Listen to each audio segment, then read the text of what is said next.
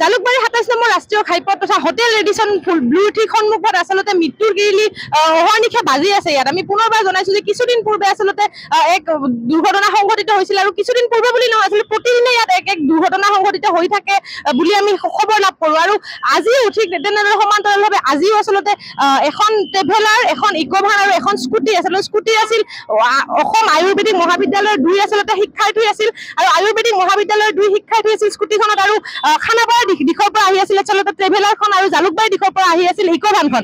সেই ইকোভান ট্ৰেভেলাৰ আৰু স্কুটিৰ মাজত মুখামুখি সংঘৰ্ষ আমি যদি সম্ভৱ ভিডিঅ' জাৰ্নেলিষ্টক সেই দৃশ্য দেখাবলৈ অনুৰোধ জনাম। আচলতে এই ঠাইতে হোটেল ৰেডিসন ব্লু ট্ৰী সন্মুখ ভাগতে আমি পুনৰবাৰ জনাইছো আচলতে এইডোখৰ ঠাইতে সদায় আচলতে প্ৰতিদিনে মৃত্যুৰ কিৰিলি বাজে বুলি ক'লেও আচলতে ভুল নহ'ব, কাৰণ চৰকাৰ তথা প্ৰশাসনে ইয়াৰ আচলতে জালুকবাৰী ২৭ নম্বৰ ৰাষ্ট্ৰীয় ঘাইপথৰ যি দাঁতিকাষৰীয়া অঞ্চল আছে, দাঁতিকাষৰীয়া ৰাইজে আচলতে প্ৰতিদিনে তেওঁলোকে প্ৰতিবাদী কাৰ্যসূচী আচলতে গ্ৰহণ কৰে। এই ঠাইডোখৰ তেওঁলোকে এটা ফুটপাথ আচলতে লগতে আৰু স্পীড ব্ৰেকাৰ তেওঁলোকে দাবী কৰিছে, কিন্তু চৰকাৰ তথা প্ৰশাসনে তেওঁলোকৰ সেই দাবী আচলতে পূৰ্ণ কৰিবলৈ ব্যৰ্থ হৈছে। আমাৰ লগত আছে স্থানীয় ৰাইজগৰাকী, আমি স্থানীয় ৰাইজগৰাকীৰ পৰা জানিবলৈ যত্ন কৰি আছো।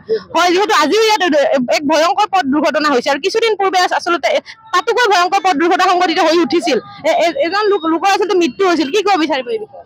হয়, মই এতিয়া খাৰা হৈ আছো মৃত্যুৰ ডেড পইণ্টত, য'ত ডেড হয় ইয়াত ডেড পইণ্টত খাৰা হৈ আছো।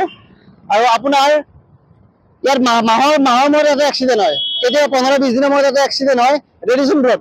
ৰেডিসন ব্লু আপোনাৰ পুলিচ থাকিব লাগে, দুটা ৰাস্তা এটা থাকে এটা, আৰু আগতে পুলিচ নাছিল। যেতিয়া মানে প্ৰফুল্ল দাস নামৰ যুৱকজনৰ মৃত্যু হ'ল তেতিয়াৰ পৰা পুলিচ এজন থকা কৰিছে। আচলতে দুটা ৰাস্তা দুটা থাকিব লাগে। আৰু আমি 2005 প্ৰতিবাদ কৰিছিলো ৰাস্তাত, তাৰপিছত চৰকাৰক আমি অনুৰোধ কৰি আছো অলৰেডি, সকলো মিডিয়া টিভি সকলো জনাই আছো আমি। এতিয়ালৈ আমি সুব্যৱস্থা পোৱা নাই। আমাৰ ইয়াত এখন ৰেডিসন ব্লু তেতিয়াহ'লে নাৰ্চাৰী পদুমবাৰী গোটানগৰ এইখিনি মানুহ ক্ৰছ হৈ এইফালে এটা স্কুল কলেজ বজাৰ ঘাট এইফালে গোটেই মানুহ হাজাৰ মানুহ এইফালে ক্ৰছ কৰি ইয়াত এটা সুব্যৱস্থা নাই। অতি স্পীড ব্ৰেকাৰ দিয়ক, আপোনাৰ ব্ৰিজ এখন ব্ৰিজখনটো আমাৰ ইয়াত লাগিব, ব্ৰিজ এখন দিব লাগিব। ৰাইজৰ এইটো প্ৰতিবাদ। আৰু আপুনি এতিয়া ৰাইজৰ এটা আলোচনা চলি আছে যে ইয়াত আপোনাৰ হোমযজ্ঞ কৰিব লাগে, হোমযজ্ঞ নকৰিলে ইয়াৰ মানে নিস্তাৰ নাই।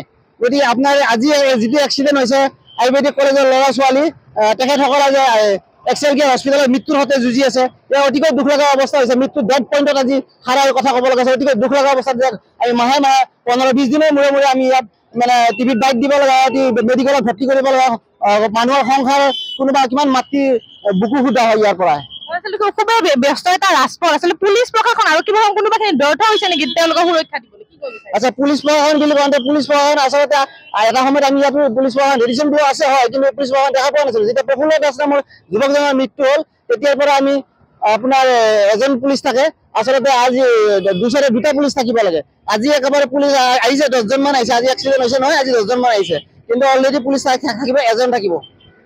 তেওঁ ইতিমধ্যে জনাইছে আচলতে ডেড পইণ্ট বুলি জনাইছে, মৃত্যু আচলতে মুখ্য স্থান বুলি তেওঁ জনাইছে গুৱাহাটী মহানগৰৰ ভিতৰত। কাৰণ যি হোটেল ৰেডিসন ব্লু, সেই ৰেডিসন ব্লুৰ সন্মুখ ভাগত যি এইটো পইণ্ট আছে আচলতে সেই পইণ্টত আচলতে সদায় প্ৰতিদিনে আমি পুনৰবাৰ জনাইছো, ভিডিঅ' জাৰ্নেলিষ্টক পুনৰবাৰ সেই দৃশ্য দেখাবলৈ আমি অনুৰোধ জনাইছো। আচলতে এইডোখৰ ঠাইতে আচলতে এনেকুৱা ধৰণৰ ভয়ংকৰ পথ দুৰ্ঘটনাৰ ঘটনা আচলতে প্ৰতিদিনে সংঘটিত হৈ আহিছে আৰু প্ৰতিদিনে সংঘটিত হয়। আৰু আচলতে তেওঁ দাবী উত্থাপন কৰিছে স্থানীয় ৰাইজ হিচাপে, আচলতে পুলিচ প্ৰশাসনৰ দায়িত্ব ক'ত? পুলিচ প্ৰশাসন আচলতে কোনোবাখিনিত ব্যৰ্থ হৈছে নেকি? কাৰণ যি আচলতে ২৭ নম্বৰ ৰাষ্ট্ৰীয় ঘাইপথ, ইয়াত আচলতে এজনতকৈ বেছি আচলতে ইয়াত ট্ৰেফিক আৰক্ষী লাগে, কিন্তু আচলতে পুলিচ প্ৰশাসনৰ ফালৰ পৰা ইয়াত এজন ট্ৰেফিক আৰক্ষী তেওঁলোকে নিয়োজিত কৰিছে। আৰু এই বিষয়ত আচলতে ২৭ নম্বৰ ৰাষ্ট্ৰীয় ঘাইপথৰ হোটেল ৰেডিসন ব্লুৰ সন্মুখত আচলতে তেওঁলোকে ফুটপাথ লগতে ফুটব্ৰিজ আৰু তেওঁলোকে স্পীড ব্ৰেকাৰ আচলতে দাবী কৰিছে। আৰু আৰক্ষী প্ৰশাসনে তেওঁলোকৰ দাবীসমূহ কেনেধৰণে আচলতে ব্যৱস্থা লয় সেয়া হ'ব লক্ষণীয়। আপুনি বিচৰা বাতৰি পাব কেৱল নিউজ 18 এপত। নিউজ 18 এপ ডাউনলোড কৰিবলৈ স্কেন কৰক এই QR কোড। গুগল প্লে ষ্টৰতো পাব এই নিউজ 18 এপ।